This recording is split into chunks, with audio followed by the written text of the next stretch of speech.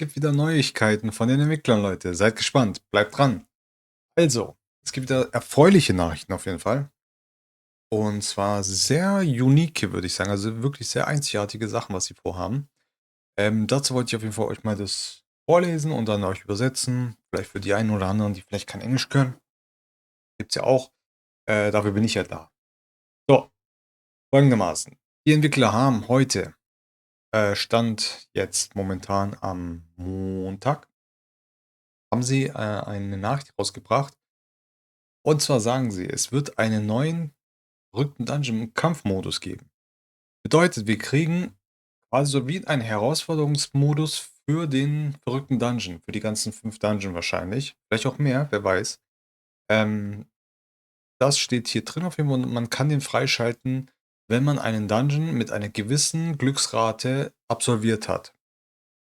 Wahrscheinlich diese Mindestanzahl, wer weiß, wie viel die ist, vielleicht 150%, 200%, wir wissen es noch nicht, steht hier nicht drin.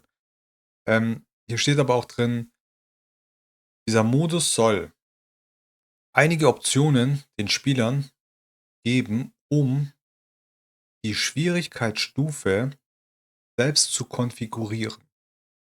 Bedeutet, wir dürfen oder wir haben die Möglichkeit dann später, die Dungeons selber so zu konfigurieren, wie wir möchten, um die Schwierigkeitsstufe anzuheben.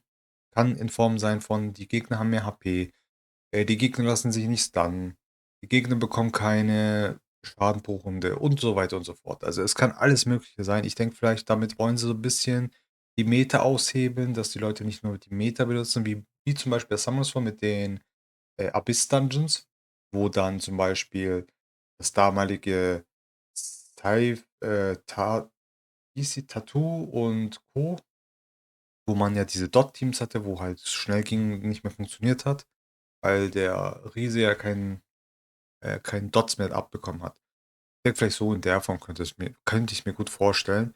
Und wenn natürlich dieser Modus rauskommt, soll er natürlich auch eine Belohnung geben. Die Belohnung dafür ist, je schwerer die Stufe ist oder der Modus ist, desto bessere Bauteil-Drops bekommen wir. Wahrscheinlich werden die entweder dann mindestens lila sein oder mindestens Legendary sein.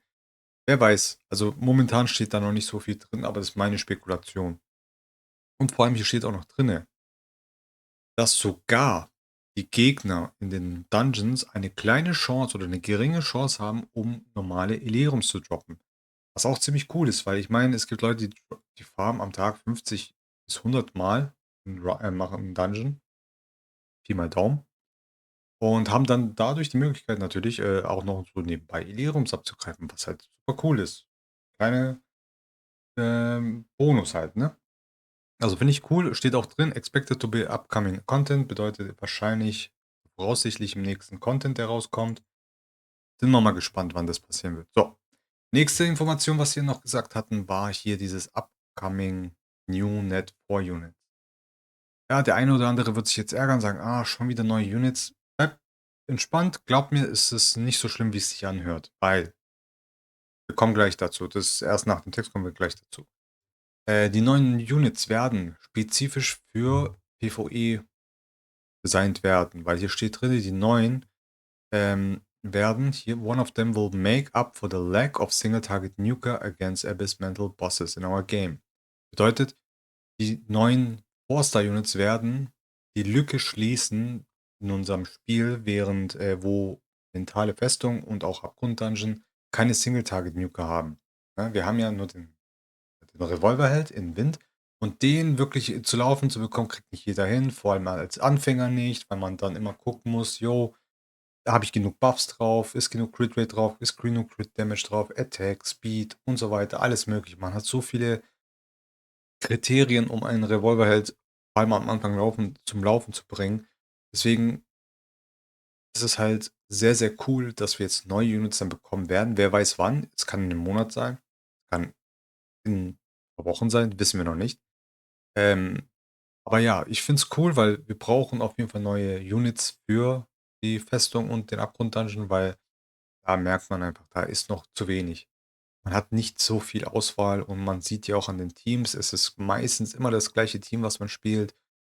Vielleicht der ein oder andere Änderung im Team wegen dem Element, aber sonst ist fast immer alles identisch. Ähm, Genau, und diese Monstergruppe soll aber auch 'n Teil davon soll dafür sein, ähm, master the ability of continuous damage to punish, destroy the enemy. Bedeutet, es sollen auch welche dabei sein, die Schaden über Runde machen, um den Gegner zu bestrafen oder zu zerstören. Was damit genau gemeint ist, warum das so Punish und Destroy in so beides drin steht, vielleicht ist 'ne kleine Andeutung, dass irgendwas mit Destroy Units kommt, wissen wir nicht. Mal schauen, werden wir sehen. Aber auf jeden Fall irgendwas mit Dots. Haben wir auch nicht so viele. Vor allem bei 4-Star Units sind's nicht extrem viele, vor allem im AOE-Bereich. Ich glaube, da haben wir den Spezialist als 5-Star. Wir haben den, Clockwork in Wasser, aber ist 'n 3-Star und ich glaube, es gibt vielleicht noch 1 oder 2 noch, die bisschen AOE dotten, aber das war's schon. Also, Net 5 mehrere, aber ich meine jetzt im Vierer-Bereich und im Dreier-Bereich. Und soll auch im nächsten upcoming Content, also das, was da als Nächstes veröffentlicht wird, wahrscheinlich 'n großer Content. Nicht so kleine, aber vielleicht mal gucken. Vielleicht sehen wir's ja bald. Genau. Und jetzt kommen wir zu dem Punkt, was ich meinte, warum ihr euch beruhigen sollt wegen den Nut-Force, weil hier steht auch drinne, die Roadmap nach den nächsten 4 Stars werden sie aufhören, also nach den nächsten 4 Sterne werden sie aufhören, zeitlich neue Units zu releasen. Warum? Weil sie sich für andere Sachen konzentrieren wollen. Und jetzt kommt das Coole. Sie wollen anfangen, neue Bosse zu designen oder vielleicht auch Gebietskrieg-Gebäuden zu entwerfen für neuen Content. Das heißt, wir können damit oder wir können erwarten, dass wir entweder neue Dungeons bekommen, in Form was auch immer.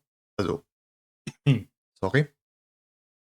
Also in welcher Form auch immer. Es kann sein, neue Dungeons mit Bauteilen, maybe, aber ich würde eher sagen, eher weniger, weil wir haben genug Bauteilsets. Ich glaube nicht, dass sie jetzt in dem Zustand wie jetzt, anfangen, neue Bauteilsets reinzupacken. Ich denke eher, das wird vielleicht in Richtung Verstärkung der Elements sein. Quasi, die gelben Sterne, die wir haben, wie Erwecken bei Summoners War oder, ähm, ja doch, so quasi Erwecken, wo man dann lilane Sterne hat. Vielleicht auch 'ne zweite Erweckung, ne, 'ne Erweckung der Freestars, dass die Freestars vielleicht besser werden, so wie Second Awakening bei Summoners War könnte auch sein. Oder es gibt wie bei Summoners War irgendwelche so antike Bauteile dann, vielleicht das von jedem Set, was wir haben, noch mal quasi auch antike kommen wie bei Summoners War, dass sie halt bisschen verstärktere Substats haben. Aber ich denke eher mal in Richtung Erwecken. Weil ich kann mir jetzt nicht vorstellen, dass sie anfangen jetzt mit Bauteilen hantieren, weil wir sind noch ganz neu im Game. Eher unwahrscheinlich, würde ich mal sagen. Genau. Und als nächsten Punkt steht auch hier drinne, wann werden wir wieder anfangen mit neuen Units? Also wenn sobald wir wieder anfangen mit neuen Units, werden die nächsten Units wieder die aus dem Wettbewerb sein, die ja aus der Community gewotet wurden, welche gewonnen haben. Ich glaube, zweimal dieser Dino und einmal, dieser Wikinger oder so. Ich glaube, die 2, die werden dann wahrscheinlich als Nächstes drankommen. Aber ich denke, das wird sich nicht vor den nächsten 2, 3 Monaten, ähm, bewerkstelligen lassen. Ich glaube, die haben jetzt auf jeden Fall einiges noch vor sich, vor allem jetzt auch mit den Boss-Models und Dungeons und was auch immer, was die vorhaben. Ich denke, das wird auf jeden Fall noch Zeit in Anspruch nehmen. Es kommen ja auch mal wieder neue Bugs oder neue Fixes, neue Quality-Life-Sachen kommen auch immer dazu. Vielleicht bekommen wir jetzt endlich mal so langsam unser Autofarm. Vor allem, wenn jetzt die Challenges kommen, könnte sein, dass wir ein Autofarm bekommen. Vielleicht mal 'n eigenständigen kleinen, wir werden's sehen. Wir gucken mal, wie's jetzt in der nächsten Zeit wird, aber ich finde es cool, dass wir zumindest, Nachrichten und neuen, Content bekommen werden auf jeden Fall. Auch in welcher Form auch immer. Finde ich cool. Die Entwickler haben bis jetzt echt gute Arbeit gemacht. Wir haben sind waren noch nie enttäuscht von denen. Also wirklich, die haben ihre Arbeit sehr gut gemacht bis jetzt. Und deswegen glaube ich auch nicht, dass wir enttäuscht werden sein würden, egal was jetzt passiert. Und lasst die machen, lasst sie kochen, vertraut ihnen einfach mal. Wir werden sehen, was daraus wird. Und seid gespannt. Also, weil ich bin auf jeden Fall gespannt, ein wenig auch gehypt und froh, dass wir auf jeden Fall so, ne, wir gehen in eine Richtung, die ich gut finde. Innovation, neue Bereiche zu erforschen, was Neues probieren und so weiter. Einfach gucken, dass das Spiel attraktiver wird für Neulinge, als aber auch für Altgesessene mittlerweile. 4 Monate ist das Spiel, glaube ich, draußen. Also kann man schon sagen, finde ich cool. Ich hoffe, es hat euch gefallen.